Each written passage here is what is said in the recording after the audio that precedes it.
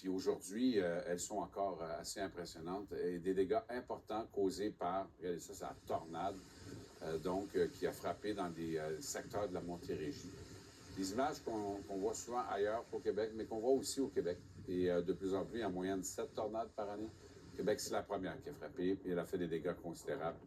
On va retrouver tout de suite Catherine, pardon.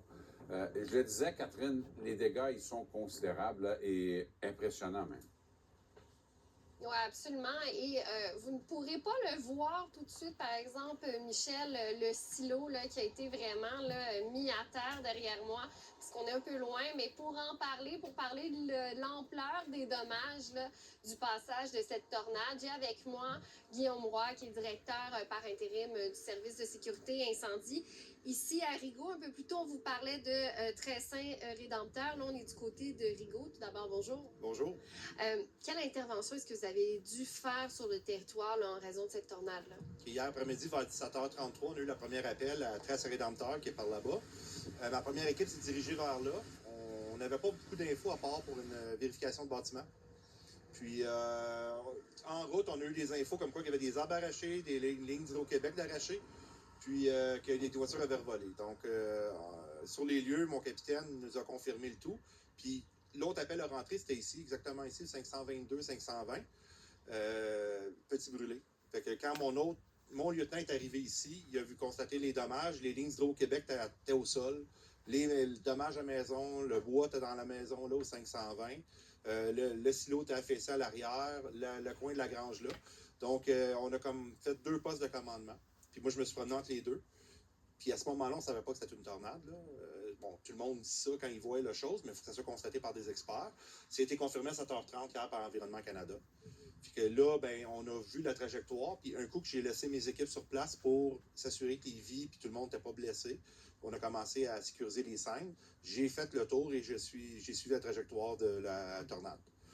Et elle faisait combien de kilomètres? Parce que vous me disiez, vous avez vraiment là, suivi d'un bout à l'autre la trajectoire. On parle de combien de kilomètres? On parle à peu près entre 10 et 12 kilomètres là, de long, par à peu près une trentaine de pieds de large. C'est quand même impressionnant là, le trajet qu'elle a fait. Et vous me disiez, là, évidemment, il y a cette ferme sur laquelle il y a vraiment des dommages importants, cette maison aussi du côté de Tressin Rédempteur, mais vous avez vu aussi d'autres dommages à d'autres endroits. Là. Oui, sur le chemin Saint-Thomas, il y a une grange là, qui a affaissé sur l'équipement agricole. Puis les morceaux étaient éparpillés dans le champ. Puis après ça, j'ai suivi la trajectoire, vraiment suivi la ligne d'Hydro-Québec, la ligne de transport. Puis je me suis rendu à Pointe-Fortune, au 165, où est-ce qu'il y a une petite ferme écologique. Là. Le toit de la grange est parti aussi, une partie du toit est partie. Puis après ça, je l'ai cherché, puis tout semble croire qu'elle a vraiment dissipé dans la sablière à Pointe-Fortune. Est-ce que c'est la première fois que vous voyez une tornade ici, dans le secteur? Oui, c'est la première fois. Ça fait 25 ans que je suis à l'emploi ici au service.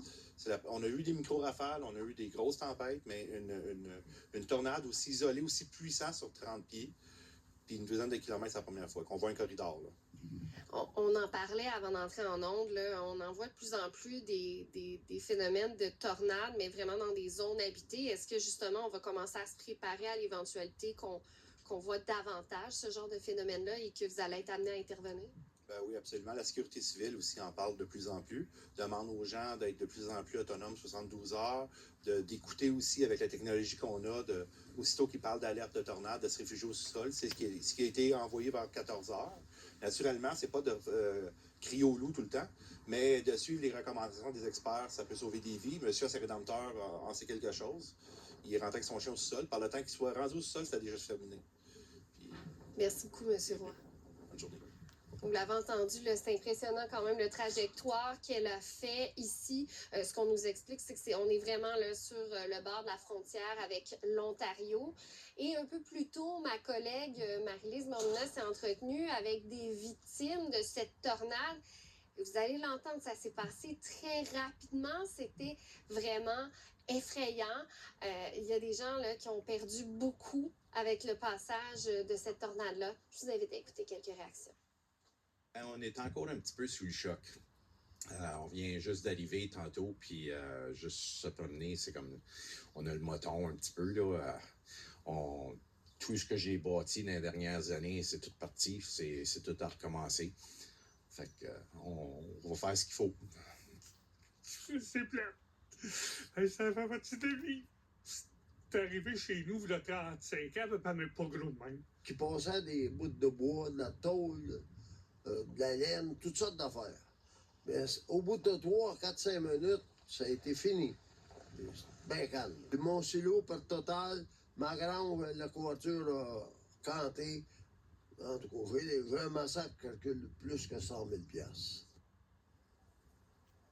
Évidemment, Michel, on reste sur le terrain pour suivre la situation et pour vous faire constater l'ampleur des dommages ici là, à Rigaud, mais également à Tremblay-Rédempteur. Merci beaucoup, Catherine. Donc, Catherine et son caméraman donc, qui sont sur place, sur le terrain, ou au lendemain de cette... Merci, Catherine. Au lendemain de cette tornade, bien, on constate les dégâts, puis 2, ensuite, après ça, on se retrousse les manches, mais il y a quand même des pertes importantes pour toutes ces personnes-là qui ont perdu des sommes et des années de travail sur des propriétés qui sont parties et détruites donc par cette tornade. Puis c'est un rappel aussi que ce genre de problème-là, ben, ça a toujours existé, les tornades au Québec, mais elles semblent plus violentes maintenant, puis on risque d'en avoir davantage. Ça fait partie maintenant du paysage, avec beaucoup de ces choses qui changent aussi avec le réchauffement climatique.